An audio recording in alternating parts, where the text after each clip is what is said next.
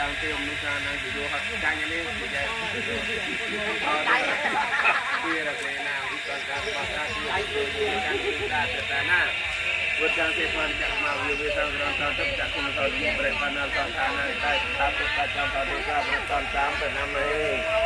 đang tổ quan đơn soi để thay đổi trang không ngày đọcram cam điตัวtiên sang tháp lưu tàu đi cam đi đi ra ngày đầu riêng chia tay xe ảnh nhà sẽ đây là na đồng cùng áo xăm rải ba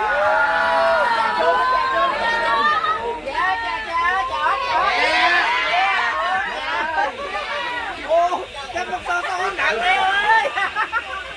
đây dân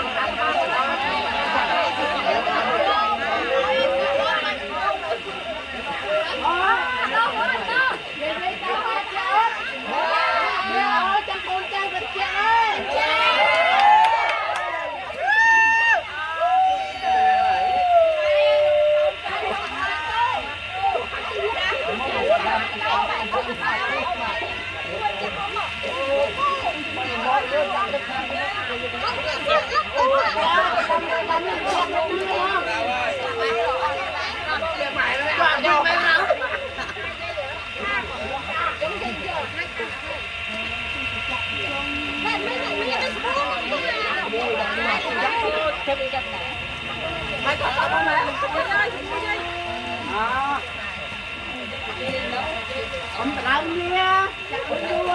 chắc vui.